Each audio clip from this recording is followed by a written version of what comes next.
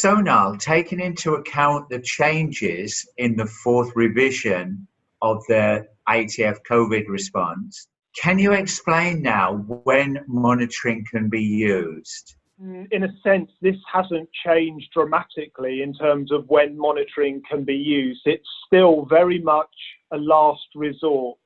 So the IATF would ideally like the face-to-face audit to go ahead where that's safe and possible to do so.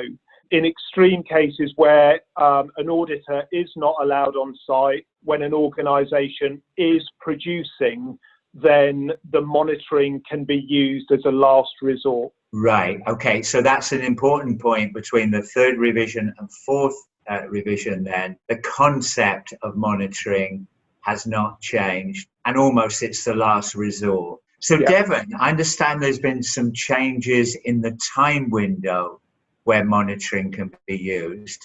Can you explain that a little bit more? Yeah, so the IATF 6949 monitoring needs to be conducted in the period 30 days prior to the end of the second 90-day COVID-19 extension to 60 days after the end of the second 90-day COVID-19 extension. Okay, so before in the third revision then, there was really only a 30-day window to conduct the monitoring activity. What you're telling the audience now is that window is now 90 days, where a monitoring event or possibly events can take place. But again, as Niall said, it is only a last resort. Correct, absolutely correct. And within the COVID-19 document Rev 4, you'll see that there's a nice upgraded graphic showing this timing. Right, thank you. That's a useful, because this gets quite complicated with the first extension, second extension. It's nice to see that graphically displayed. And Niall, I understand there is more in the fourth revision giving guidance about what is the output from a monitoring event. Can you explain to the listeners a little bit more on that? Yeah, and again, just to a couple of points just on that extension. So we now have the 30 days before to the 60 days after that the monitoring event can take place. I think it's worth just stressing that by the end of the second 90-day extension, it's not permissible to do an on-site audit. So in that extended monitoring period, it's not permissible to do an on-site audit if the second 90-day extension has passed. In terms of the output from monitoring, the output is either a low risk or a high risk, and the implications of those two outcomes remain the same.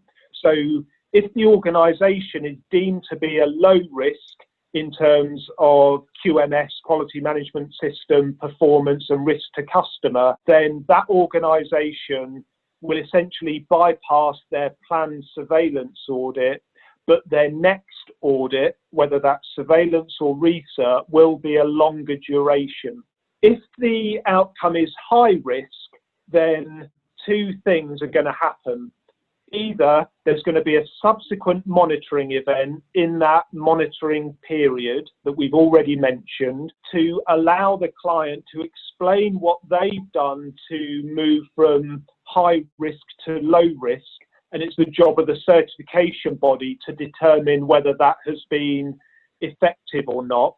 So from that second monitoring event, it's possible that the certification body will move the client from being a high risk to a low risk, in which case they then bypass the scheduled surveillance audit but have a longer duration subsequent audit, or they remain high risk, in which case they again have the opportunity of demonstrating the actions they've taken to the certification body to move them to a low risk.